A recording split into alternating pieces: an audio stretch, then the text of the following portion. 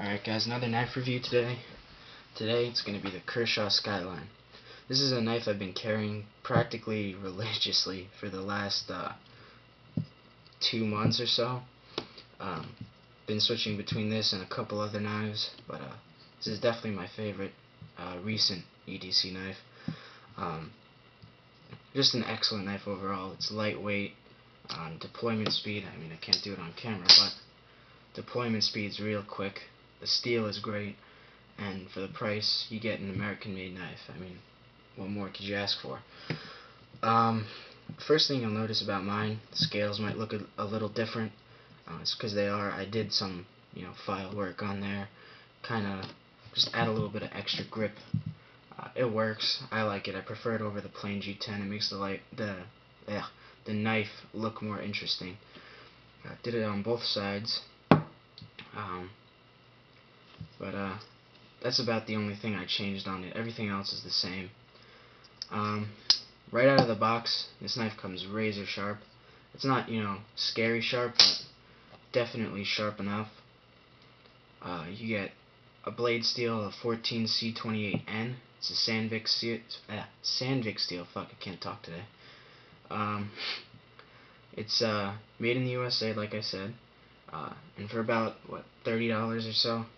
It's a great deal. It has a single steel liner here for the liner lock. The other side is just, a regular G10 scale. You have a G10 backspacer in there. The flipper is designed very well.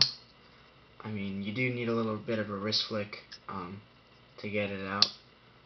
If you loosened up the pivot screw, you could, just get it so that you flick it and it pops out. I prefer, a little bit of a tighter operation because you do get better lockup that way. This rides on bronze bushings instead of, Teflon or those plastic things. I prefer bronze over the plastic variety. It does have thumb studs here, but they're not really thumb studs. They're just, blade stops. You see they touch the scales. Instead of having a pin up here, you couldn't have one because it's a flipper. So yeah, you can't really open the knife with them. They're not very functional.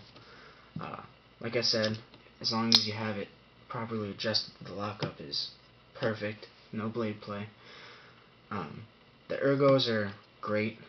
It's a little bit, it's just about there for my hands. If you have bigger hands, you might, need a little extra space for your pinky. But for me, it works.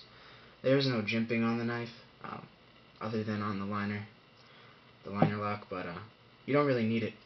The flipper, creates a really nice deep choil there, and it's just a very streamlined knife. It feels good in the hand. You lock in, and you're not going to be, doing anything super heavy. This is an everyday carry knife too, not, tactical. You don't really need jimping.